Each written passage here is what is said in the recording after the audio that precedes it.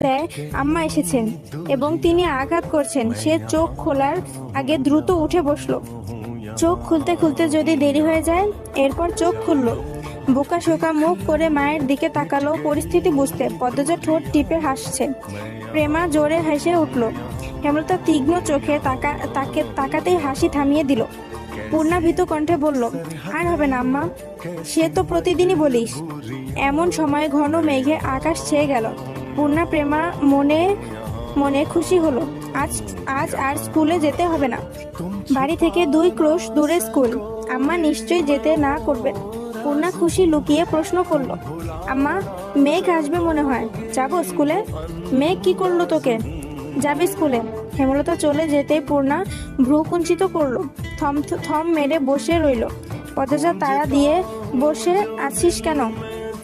জলদি কর, নয়তো আবার পিটানি খাবি। পূর্ণা বিরক্তি নিয়ে তৈরি হলো। 3 বোন স্কুলের দিকে রওনা দিল। বর্ষাকাল চলছে। রাতে বিপরীতভাবে বৃষ্টি হয়েছে। রাস্তার প্রচুর কাদা জমেছে। পথ চলা কষ্টকর।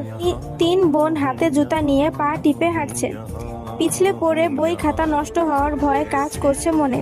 অর্ধেক পথ যেতে না যেতে আকাশ ভেঙে বৃষ্টি নামলো।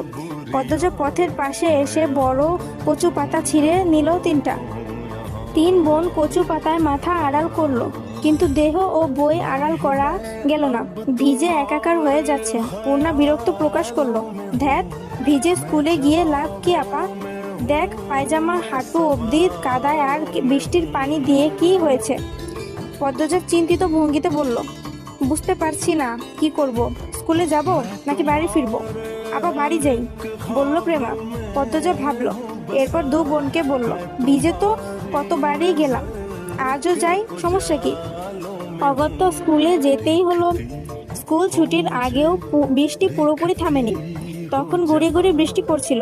বৃষ্টিতে ভিজেই বাড়ি ফেরার পথ ধরলো 2 বোন। প্রেমার 1 ঘন্টা আগে স্কুল ছুটি হয়েছে। পদ্মজা নিচু কণ্ঠে জিজ্ঞাসা করলো, আব্বা আসছিল স্কুলে? হ্যাঁ আসছিল, প্রেমারে নিয়ে গেছে। তোর সাথেও তো দেখা করলো।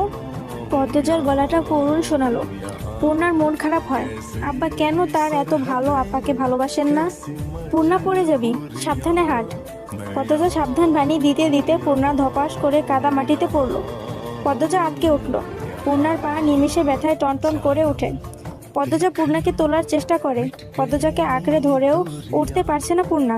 কাঁদো কাঁদো হয়ে পদ্মজাকে বলল, আপা, পা ভেঙে গেল মনে হয় রে, কি ব্যথা করছে, মচকেছে বোধ হয়। ঠিক হয়ে যাবে, ওঠার চেষ্টা কর, আমার গলা ধরে ওঠার চেষ্টা কর। গ্রামের পথ, গুড়ি গুড়ি বৃষ্টি হচ্ছে।